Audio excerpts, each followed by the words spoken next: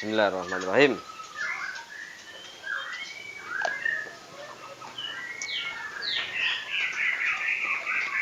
Assalamualaikum warahmatullahi wabarakatuh. Berjumpa. Salam sejahtera bagi kita semua. Berjumpa kembali di channel Hesa Bitfarm Jogja.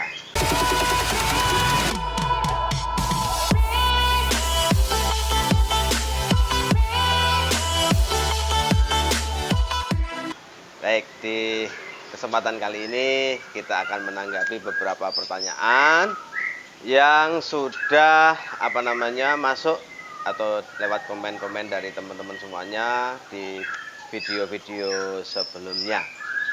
Ada beberapa kita rangkum, kurang lebih ada 10 kalau nggak salah, itu kita rangkum yang kita review ulang. Kita akan jawab secara langsung bagaimana pertanyaan-pertanyaan yang sudah dilontarkan lewat komen-komen di video-video sebelumnya. Nih, monggo. Oke, ini ada pertanyaan dari Om Asep Ortega. Ya, Om Asep. Konten penjagaan poligami kandang minimalis.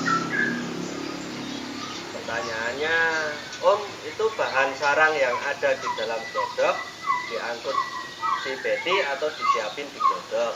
Nah, bahan sarang untuk betina produksi itu yaitu kita siapkan dulu di bawah.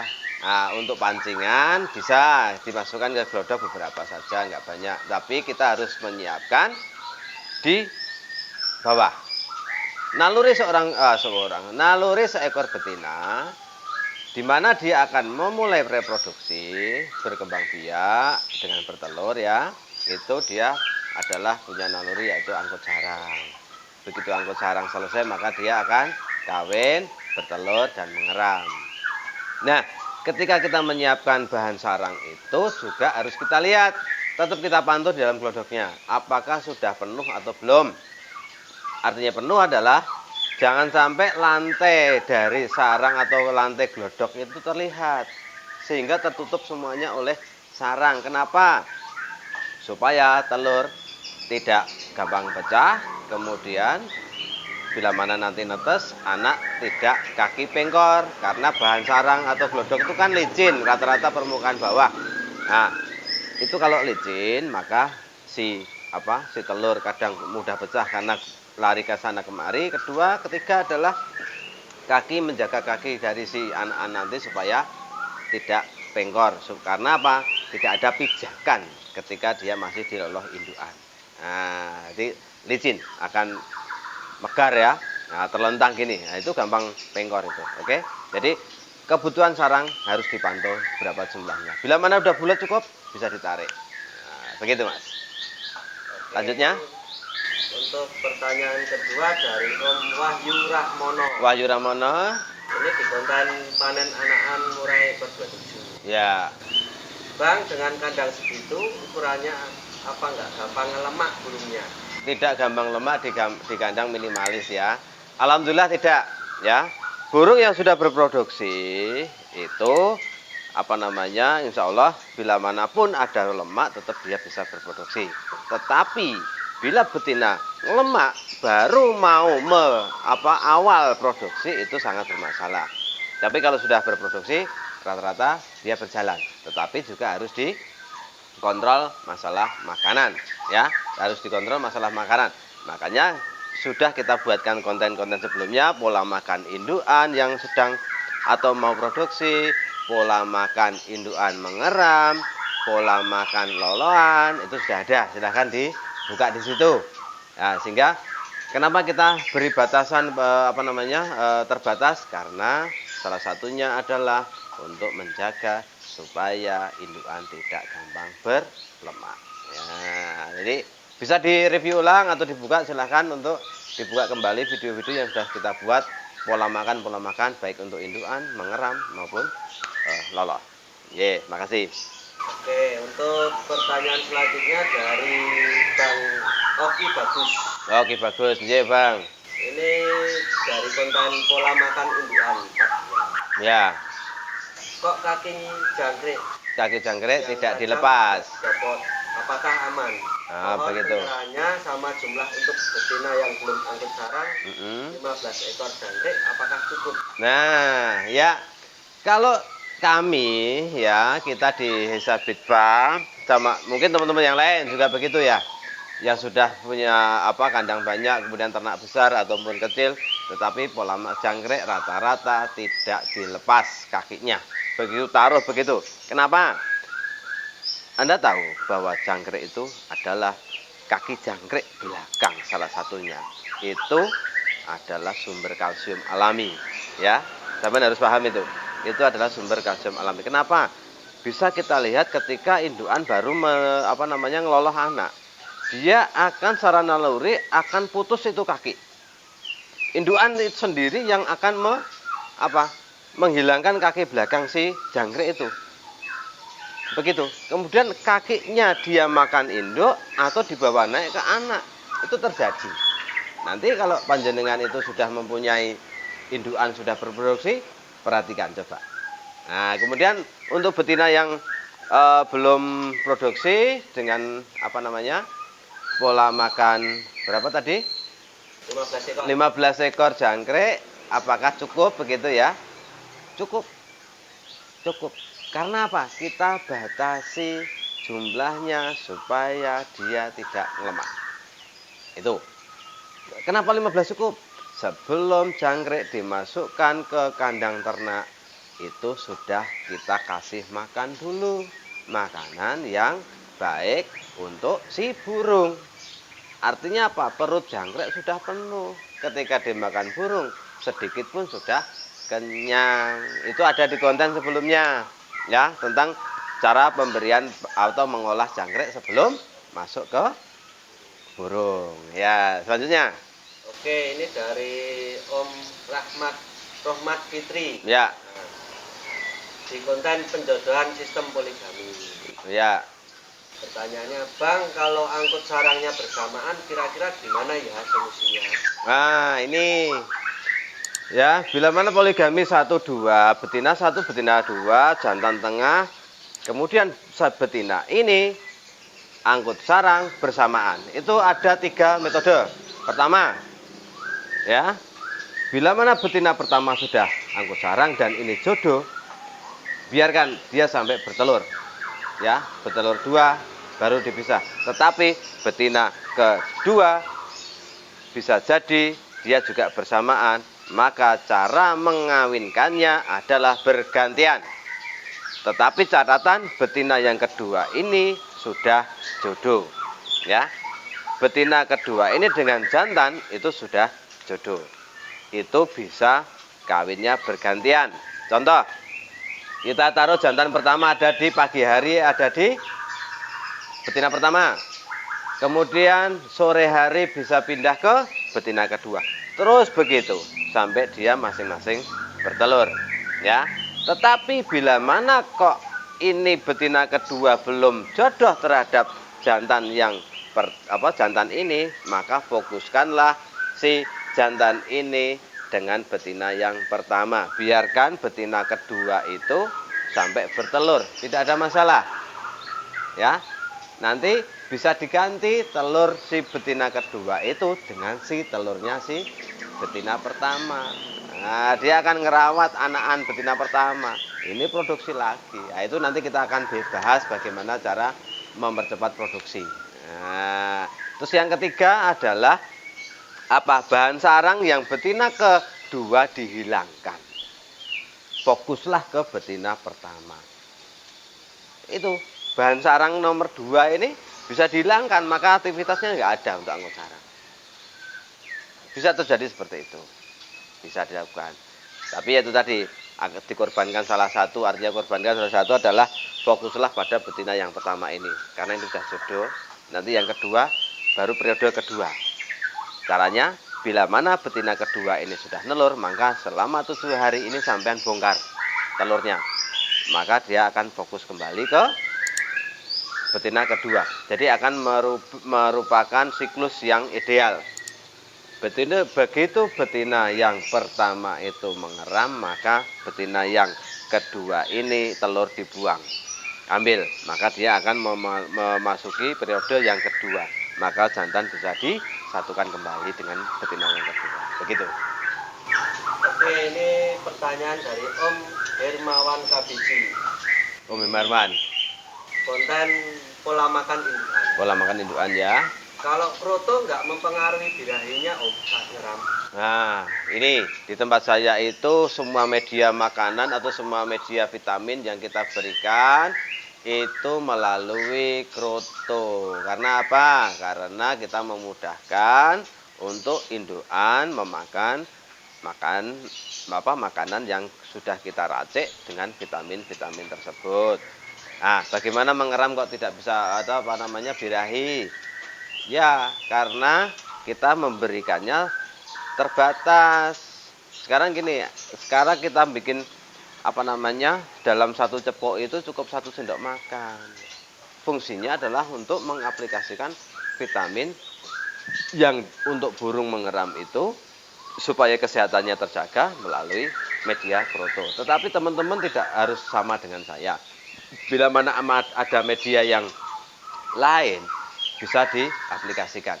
Pada prinsipnya adalah vitamin yang kita berikan itu bagaimana caranya bisa maksimal masuk ke burung. Nah, itu saja PR-nya. Ya. Tapi alhamdulillah dari sekian banyak pasangan dengan metode seperti itu tidak jadi soal. Oke, lanjut. Oke, ini dari Om Dwi Putri Novitasari. Ya. Dengan konten murai sistem kabut. Kawin cabut. Ala kenari. Ya. Ala kenari. Nggih. Saya ingin bertanya pada bagian perairan minum dan mandi. Ya. Untuk modul kandang ini setiap hari standby cukup mandi atau bagaimana? Nah, untuk minimalis ya kadang-kadang minimalis bak mandi bak minum atau cepuk minum itu jadi satu. Ya, kita cukup menggunakan cepuk lonjong. Cepuk lonjong itu yang warna merah, biru, hijau. Nah, itu lonjong begini ya. Nah, itu tiap hari, tiap pagi kita ganti. Kita cuci, kita ganti air baru. Air sumur langsung tidak masalah. Tapi kalau pakai air pam, maka harus diendapkan 1 malam atau 2 kali 1 kali 24 jam atau direbus ya, itu air pam. Tapi kalau air sumur murni tidak ada masalah. Tiap hari harus diganti. Air minum dan bak mandi jadi satu. Tetapi tiap hari ganti ya. Tiap hari ganti. Apalagi burung yang sedang mengeram, wajib standby air untuk mandi itu. Nah, begitu, tidak ada masalah. Lanjut. Oke, ini dari Om Damar Surya. Ya. Konten poligami kandang minimalis. Poligami kandang minimalis. Mas, dengan kandang minimalis seperti itu, hasilnya sudah teruji belum? Maksimal atau tidak? Nah, kandang minimalis hasilnya maksimal atau tidak atau teruji atau belum. Saya bicara seperti ini kita share ke teman-teman semua, bukan omong kosong, ya, bukan omong kosong atau hanya menjiplak-jiplak, tidak.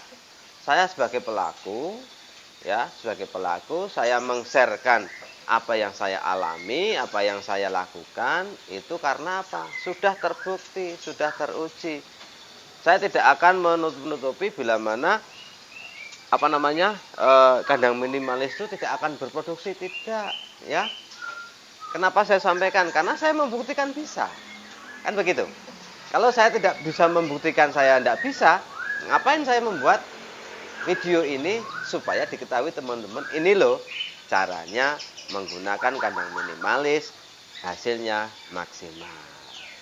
Besok kita bikin part 3 tentang kawin cabut ala kenari.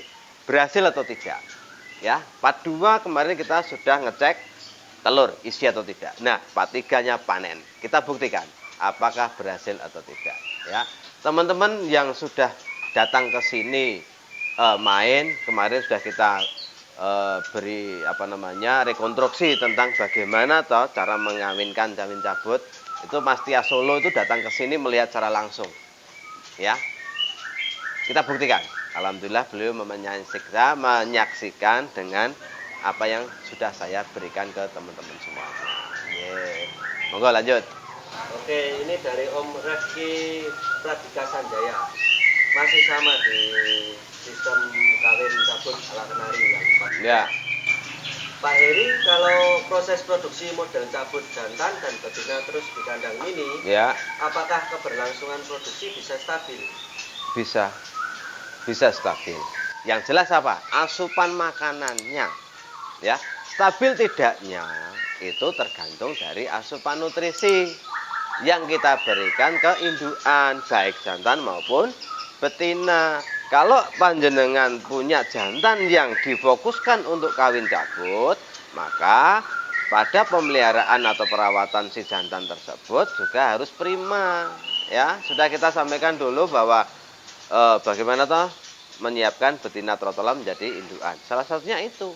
Vitaminnya apa? Ada di situ. Kan begitu. Nah, untuk betina supaya bertelur istilahnya kemarin keempat terus turun karena nutrisinya tidak tercukupi.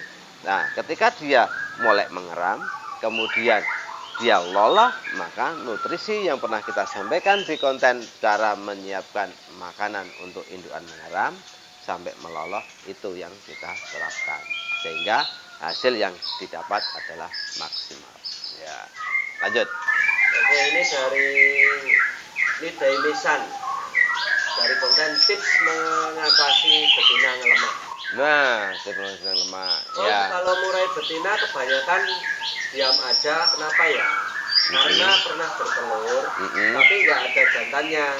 Sekarang kurang aktif, makan masih lahap, tapi bangkai aja yang kurang diam. Nah, itu perlu kita tangkap, ya, perlu kita tangkap si betina tersebut, kita cek apakah lemah, apakah nyilet, apakah sakit. Itu kita harus tahu. Cara mengetahui bahwa burung itu tidak aktif adalah menangkapnya. Ya, menangkapnya kita cek. Keadaannya bagaimana? Satu, apakah dia sakit ditandai dengan apa? Kemungkinan bisa nyilet. Area kloaka itu kotoran menempel di dubur ya. Karena itu mencret dan sebagainya. Amati kotorannya berbau atau tidak. Kalau berbau maka burung itu sakit. Yang tadinya lahap terhadap jangkrik kok tiba-tiba tidak. Itu bisa dicurigai bahwa burung itu ada masalah. Jadi langkah pertama adalah tangkap. Begitu tangkap, amati. Kemudian amati kotorannya, berbau atau tidak.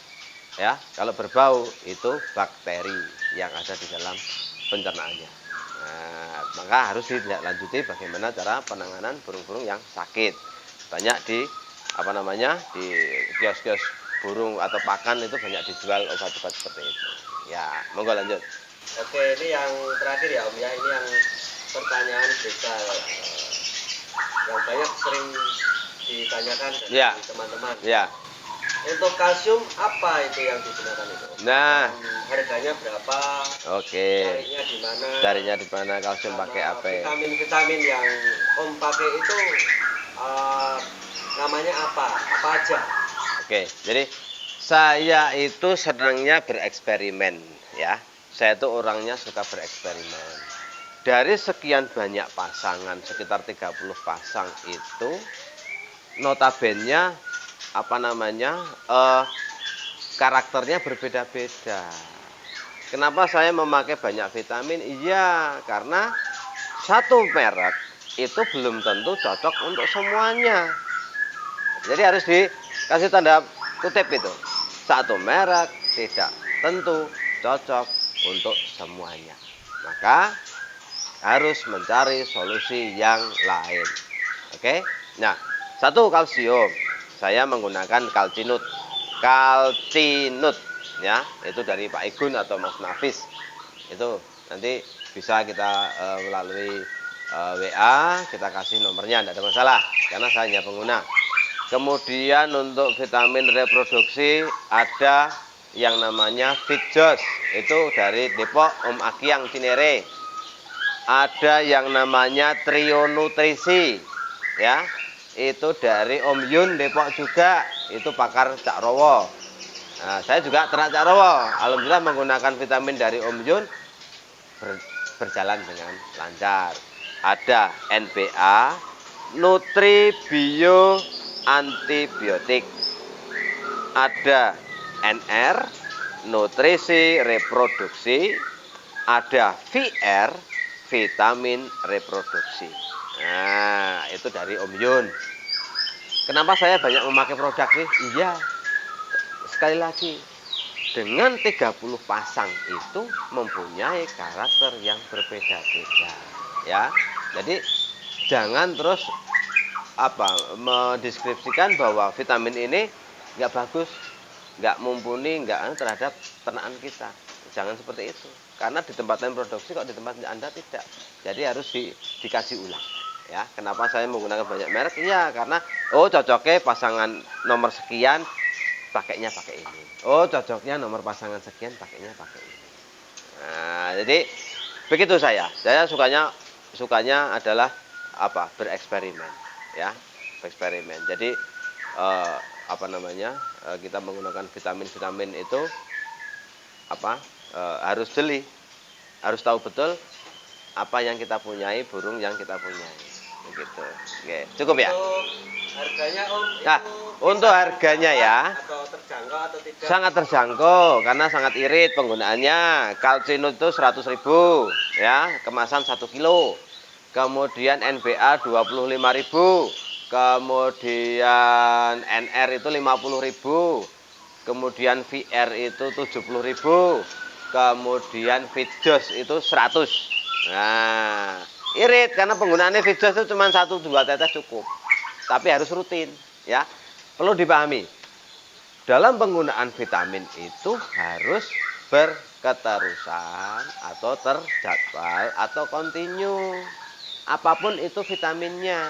Jangan sebulan belum produksi atau sudah produksi kok zong lagi terus menyimpulkan bahwa vitamin ini nggak bagus untuk burung kita. Tidak. Sampai harus melakukan kontinu. Karena apa? Nah, yang namanya regenerasi sel itu tidak sesingkat apa yang kita bayangkan. Butuh waktu rentan panjang, ya. Butuh waktu rentan panjang. Oke? Maka sampean harus yakin apa yang Anda miliki sekarang. Apa yang Anda beli sekarang vitamin, apa yang sampean pakai itu harus yakin. Kuncinya itu. Iya, oke. Cukup? Habis. Ya. Demikian kita menanggapi beberapa pertanyaan ya dari teman-teman semuanya. Ini secara langsung kita ungkapkan atau kita jawab apa-apa yang bisa kita jawab.